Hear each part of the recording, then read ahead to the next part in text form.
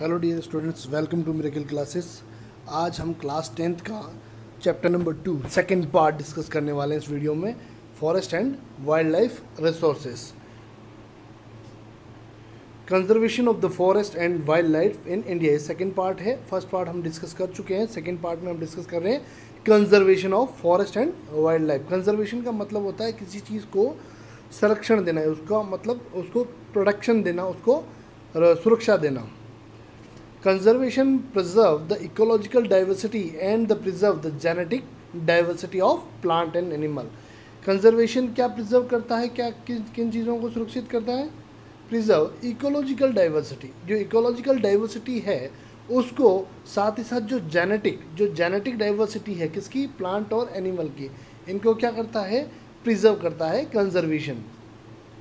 Conservation की वजह से ये जो प्लांट्स और एनिमल्स की जो वेराइटीज़ हैं, जो डाइवर्सिटी, जो जेनेटिक्स हैं, उनको प्रिजर्वेशन मिलता है, उनको सिक्योरिटी मिलती है, उनको एक लॉन्ग टर्म यूज़ करने के लिए हमें प्रोटेक्शन प्रोवाइड किया जाता है इसमें। The Indian wild life protection act was implemented in 1972। इन सबको प्रोटेक्शन देने के लिए गवर्नमेंट, स्टेट गवर्नमेंट और सेंट्रल गवर्नमेंट अपने अपने लेवल पे बहुत तरह के इफ़ेक्ट करती है, बहुत सारे लॉ इम्प्लीमेंटेशन करती है जिनसे इन एरियाज़ को रेस्ट्रिक्ट किया जा सके और ये जो इनका मिसयूज़ हो रहा है इनको प्रोहिबिट। इसलिए the Indian wild life protection act was implemented in 1972।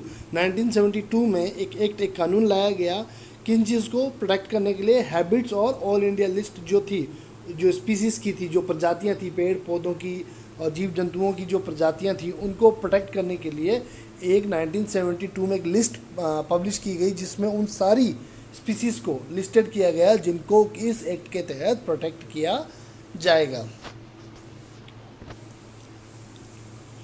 The central government also announce several project for the protecting species animal under the Wildlife Act 1980 and 1986. Several hundred butterfly, moths, beetles and other dragonfly have been added the list of protected species। State level पे भी, central level पे भी हम देखें तो central level ने भी उस एक्ट के बाद एक अनाउंसमेंट किया जिसमें कि कुछ बटरफ्लाई की जो स्पीसीज़ थी और जो जीव जंतु थे उनकी स्पीसीज़ जो प्रजातियाँ थी उनको लिस्टेड किया गया प्रोटेक्शन देने के लिए। In 1991, for the first time, plants were also added to list, starting with the 6 species। 1991 में क्या किया गया, फर्स्ट टाइम जो प्लांट थे उनको भी क्या किया गया, लिस्ट में ऐड किया गया जिससे कि उनको भी प्रोटेक्शन मिल सके। Type and distribution of forest and wild life resources. Forest जो होते हैं वो कितने तरह के होते हैं, कि किन किन प्रकार के होते हैं, किन किन टाइप्स के होते हैं वो, और साथ ही वाइल्ड लाइफ रिसोर्सेज जो है उनका भी डिफरेंस जो टाइप है वो हम डिस्कस करेंगे। In India forest and wild life resources are owned and the manage by the government through the forest department और other government department. These are classified under the following category.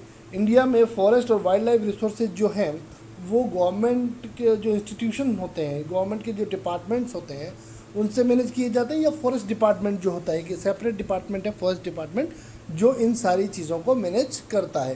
कुछ classified किया गया है उसको हम देखते हैं।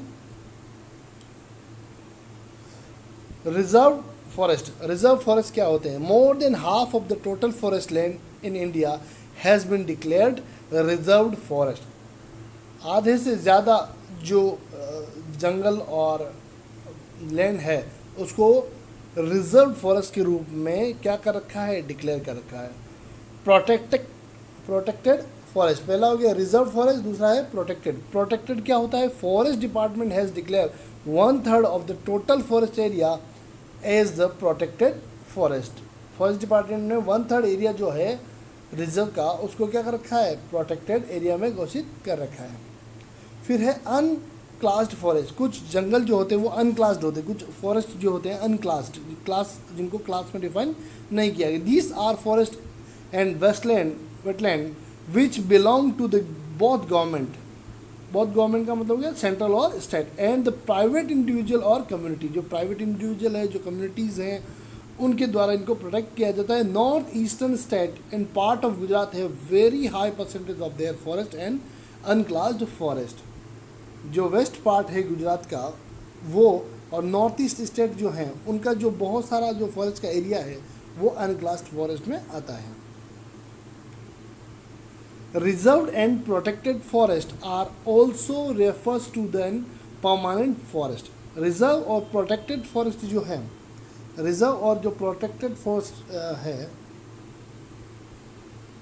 रिजर्व को और प्रोटेक्टेड फॉरेस्ट जो है वो किस में आते हैं? परमानेंट फॉरेस्ट में। इनको कहते हैं permanent forest, which are maintain for the purpose of producing timber और other forest product and for the protective reasons. Protective reasons के साथ साथ ही टिम्बर की यूज़ के लिए और भी जो फॉरेस्ट प्रोडक्शन होता है, जो पेड़ पौधों से हमें जो चीज़ें प्राप्त होती है, उनके लिए इन सब को क्या किया जाता है? परमानेंट फॉरेस्ट डिक्लेयर कर दिया जाता है। और परमानेंट फॉरेस्ट से यहाँ पे इस तरह की इकोनॉमिकल एक्टिविटीज़ की जाती है केवल सेंट्रल और स्टेट गवर्नमेंट के through. Madhya Pradesh has the largest area under the permanent forest. Madhya Pradesh जो है, एमपी जो है, वो लार्जेस्ट परमानेंट फॉरेस्ट का सबसे ज़्यादा एरिया एमपी के पास है। कम्युनिटी एंड कंजर्वेशन, कम्युनिटी और कंजर्वेशन को देखिए। Conservation of forest and wild life resources is very important. Conservation करना किसका? फॉरेस्ट का और वाइल्ड लाइफ रिसोर्सेज जो भी हैं उनका बहुत ही ज़्यादा इंपॉर्टेंट है। Here are the few step were taken by common people. In protection को लेके गवर्नमेंट और स्टेट लेवल पे तो काफ़ी काम हुआ है, बट कम्युनिटी लेवल पे या लोकल लेवल पे अगर हम देखा जाए तो जो लोकल पर्सन्स होते हैं, जो वहाँ के रेजिडेंट होते हैं, उनके द्वारा भी कई बार इस तरह की एक्टिविटी इनिशिएटिव लिया जाता है कि जंगल जो है, फॉरेस्ट जो है, उनको कंजर्व किया जाए, उनको प्रोटेक्शन दिया जाए। वो क्या क्या हम देखते हैं। In Sariska tiger reserve Rajasthan villager है fought against the mining by citing in the wild life protection act. जो सरिस्का टाइगर रिजर्व है वहाँ पर वहाँ के जो लोकल रेजिडेंट थे, जो विलेजर्स थे, उनके द्वारा माइनिंग जो वहाँ की जा रही थी उनके खिलाफ भी आवाज़ उठाई। उनको भी उन्होंने क्या किया, वहाँ के जो फॉरेस्ट था उसको रिजर्व करने की कोशिश की, प्रोटेक्शन प्रदान करने के लिए। माइनिंग जो थी उसके खिलाफ उन्होंने क्या किया, गवर्नमेंट के खिलाफ आवाज़ उठाई। The inhabitants of the 5 villages in the Alwar district of Rajasthan have declared 1200 hectares of forest as the Bharodevi Dakau sanctuary. Village come up with their own set of rules and regulations which do not allow hunting. Alwar का जो district है, Alwar district जो है, उसमें एक specific जो area है उसको वहाँ के लोकल विलेजेस ने क्या कर दिया है, एक रूल्स एंड रेगुलेशन का एक सेटअप बना दिया है कि वहाँ पे शिकार करना, हंटिंग करना पूरी तरह से प्रोहिबिटेड कर दिया है। They are also protecting the wild life against the outside of encroachment. जो बाहर के लोग जो इंक्रोच कर देते हैं, जो उनका शोषण कर देते हैं, उनके ऊपर प्रभाव डाल देते हैं, नेगेटिव प्रभाव डाल देते हैं, उनको भी उन्होंने वहाँ के लोकल विलेजर्स ने क्या करा है, इनिशिएटिव लेके और प्रोटेक्ट किया है। तो ये इन सब चीज़ों से ये समझ में आ रहा है कि स्टेट और सेंट्रल गवर्नमेंट के साथ ही human as a human being, as a citizen, हमारी भी रिस्पॉन्सिबिलिटी अपने अपने लेवल पे है कि हम जो हमारे वाइल्ड लाइफ है और जो हमारे फॉरेस्ट हैं उनको प्रिजर्व करें, उनको रिजर्व रखें और उनके जो हमारी जो अनलॉफुल एक्टिविटीज़ हैं वो हम ना करें। The famous Chipko movement in the Himalaya was one successful attempt to resist the deforestation in several area. The movement has also resulted the community affordations. अगर हम चिपको मूवमेंट की बात करें, खेजड़ी का जो पेड़ बारे में, जो काटने के बारे में फेमस है, तो वहाँ पे उन लोगों ने भी डिफॉरेस्टेशन जो था उसको रोकने के लिए एक बेहतर प्रयास किया, जिसकी सराहना हमेशा की जाती है। India joined the forest management program, furnished a good example for the involving local communities in the management and the restoration of degraded forest। जो इंडिया है उसने एक प्रोग्राम, जॉइंट फॉरेस्ट मैनेजमेंट एक प्रोग्राम था, उसको भी अटेंड किया, जिससे कि हमें बहुत सारी वो चीज़ें, वो प्रयास या वो कोशिशों के बारे में पता चल सके जिनसे हम डिफॉरेस्टेशन को बढ़ावा दे सकें, फॉरेस्ट को जो है उनको कम काटा जाए। थैंक यू गाइस, इस लेक्चर में इतना ही था।